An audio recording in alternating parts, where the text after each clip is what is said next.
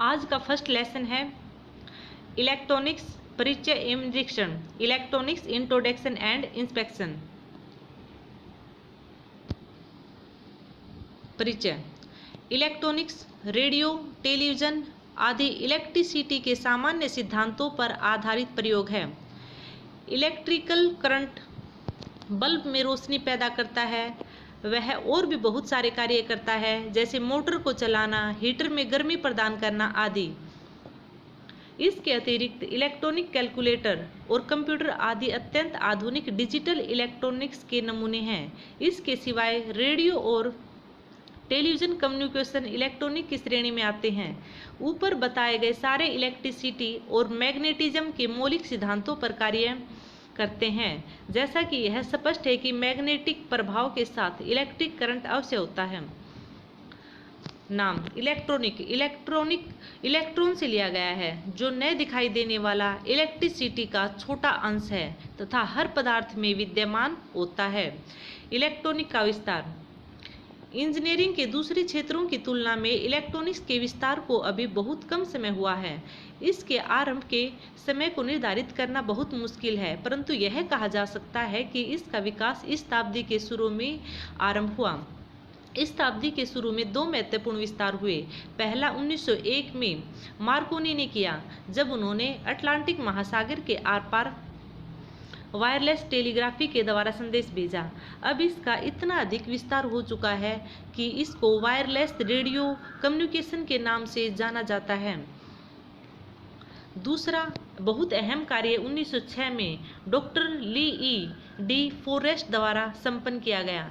यह था audio vacuum tube का आविष्कार। इससे इलेक्ट्रॉनिक यंत्रों की क्षमता में अद्भुत बढ़ोतरी हुई। 1906 में ही एक और आविष्कार पिकार्ड ने किया। इन्होंने क्रिस्टल रेडियो रिसीवर बनाया, जिसमें रेडियो और इलेक्ट्रॉनिक्स बहुत अधिक लोकप्रिय हुए। इससे सबसे बड़ा फायदा यह हुआ कि इससे स्पष्ट हो गया कि ठोस पदार्थ में भी एम्प्लीफिकेशन संभव है। इससे पहले एम्प्लीफिकेशन केवल वैक्यूम ट्यूबों में ही हो सकता था। क्रिस्टल रिसीवर एक विश्वसनीय रिसीवर न होकर केवल खिलौना मात्र था, क्योंकि इसमें रिसीवर की लगभग कोई भी विशेषता नहीं थी। यही सही माने में विश्वसनीय रिसीवर 1920 में बना। इसके आने पर इलेक्ट्रॉनिक हर घर का भाग बन गया। टेलीविज़न का व्यावसायिक प्रसारण 1946 में आरंभ हुआ। सबसे पहले वैक्यूम ट्यूब कंप्यूटर अस्तित्व में आया, परंतु इसका आकार बहुत बड़ा था, क्योंकि इसमें हजारों वैक्यूम ट्यूबों का प्रयोग किया जाता था। यह कंप्यूटर विश्वसनीय तो था ही नहीं, इसके अतिरिक्त इसमें बहुत अधिक गर्मी पैदा होती थी। इसके अलावा एक ही दिन में कई बार खराबी आ जाना आम बात थी। इसलिए वैज्ञानिक इस तलाश में थे कि इसको और बेहतर बनाया जाए, और यह तलाश रंग लाई और आज पेंटियम तक पहुंच चुकी है। वैज्ञानिक जानते थे जो अधिकतर कार्य वैक्यूम ट्यूब करती है, उनको सेमीकंडक्टर के द्वारा भी आसानी से संपन्न किया जा सकता है, परंतु यह सफलता 1947 में मिल पाई। वास्तव में तीनों वैज्ञानिकों John Bardeen, Walter Brattain and William Shockley ने अमेरिका की BEL प्रयोगशाला में कार्य करते हुए यह पाया कि ठोस पदार्थ में एम्प्लीफिकेशन संभव है, जिससे 1948 में ट्रांजिस्टर अस्तित्व में आया। यह ठोस टेक्नोलॉजी का इतना बड़ा आविष्कार था कि इसके लिए इन तीनों महानुभावों को नोबेल पारितोषिक दिया गया। इसके बाद तो सेमीकंडक्टर टेक्नोलॉजी में जैसे क्रांति आ गई और बहुत सारे सेमीकंडक्टर यंत्र जैसे FET, MOSFET, UJT, SCR आदि अस्तित्व में आए। ट्रांजिस्टर ने बहुत तेजी से वैक्यूम ट्यूब का स्थान ले लिया। अब तो सॉलिड स्टेट एक आम शब्द बन गया। परिणाम। नंबर 1, आंतरिक रेजिस्टेंस अधिक होने के कारण लोड में परिवर्तन के बाद भी लोड करंट स्थिर बना रहता है। Number 2, output voltage load RL के अनुपात में ही बदलती है। नंबर 3, आंतरिक रेजिस्टेंस का मान अधिक होने के कारण उसमें उत्पन्न वोल्टेज RI अधिक होता है, जिससे आउटपुट वोल्टेज कुल उत्पन्न वोल्टेज से बहुत कम होती है। इलेक्ट्रोमोटिव फोर्स, जब बिजली के सेल के दोनों इलेक्ट्रोडों को तार के द्वारा जोड़ा जाता है तो एक दिशा में विद्युत प्रवाहित होती है, एक दिशा में विद्युत प्रवाह करती है। यहाँ एक प्रश्न पैदा होता है कि वह ताकत कहाँ से आती है जिसे विद्युत धारा बहती है। दो इलेक्ट्रॉन के बीच में पोटेंशियल डिफरेंस होता है। यह पोटेंशियल डिफरेंस इलेक्ट्रोमोटिव फोर्स, जिसको संक्षेप में EMF कहते हैं, द्वारा इलेक्ट्रॉन के बीच में के द्वारा बनाया जाता है। EMF सेल के अंदर रासायनिक क्रिया से पैदा होती है। उदाहरण के रूप में वोल्टिक सेल में विद्युत पैदा करते समय जिंक समाप्त हो जाता है। जिंक की खपत में वह ऊर्जा पैदा होती है जो विद्युत धारा के प्रवाह के लिए उत्तरदायी है।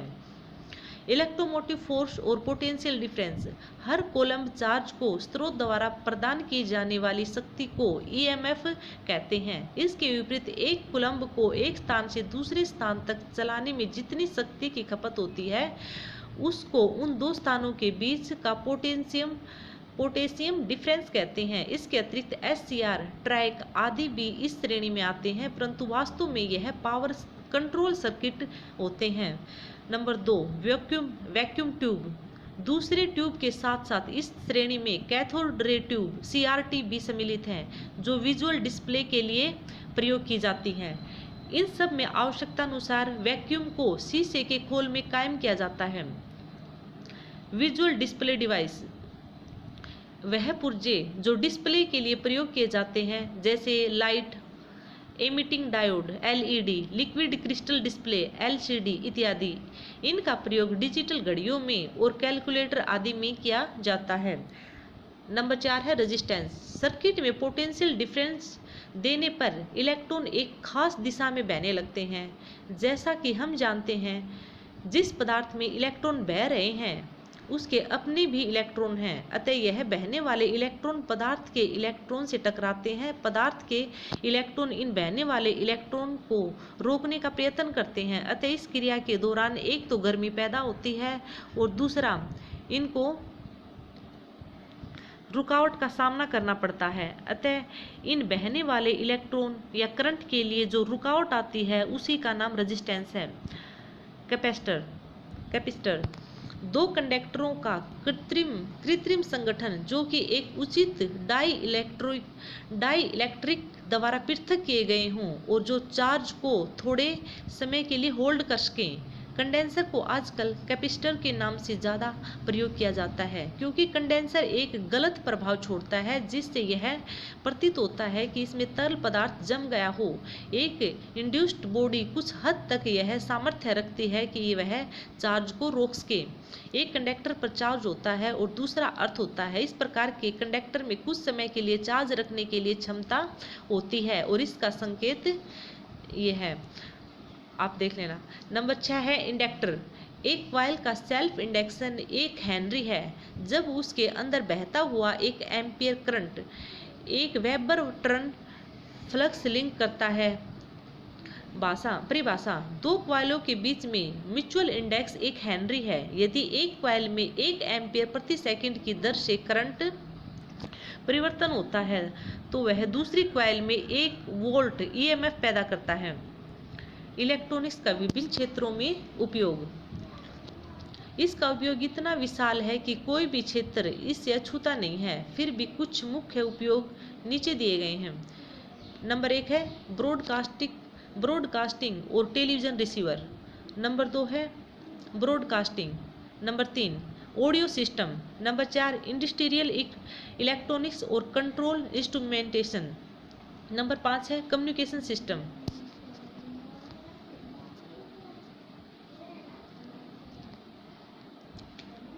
इलेक्ट्रॉनिक परिचय एवं निरीक्षण। नंबर 6 है nuclear science. Number 7 space electronics. Number 8 navigation electronics. Number 9 electronic computers. Number 10 biomedical electronics. Number 11 geo science electronics. Number 12 automatic control.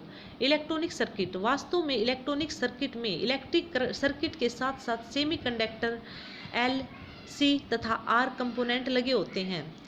Semiconductors पुर्जों का प्रयोग एम्प्लीफिकेशन, रेक्टिफिकेशन तथा कंट्रोल सर्किट के उद्देश्य पूरा करने के लिए प्रयोग होते हैं तथा जहां आवश्यकता होती है वहां इनका प्रयोग नतीजे दिखाने के लिए विजुअल डिस्प्ले के रूप में भी किया जाता है। एल सी और आर का प्रयोग सेमीकंडक्टर के साथ इसलिए जरूरी है जिससे उनके आंतरिक प्रभाव को बाहरी पुर्जों पर लागू किया जा सके। रजिस्टर और कैपेसिटर का प्रयोग बहुत अधिक होता है और इनको ट्रांजिस्टर के साथ आईसी के टुकड़े में आसानी से जोड़ा जा सकता है। निष्कर्ष, वास्तव में सब इलेक्ट्रॉनिक सर्किट्स इलेक्ट्रिसिटी और मैग्नेटिज्म के मौलिक सिद्धांतों के परिणाम मात्र हैं। Thank you.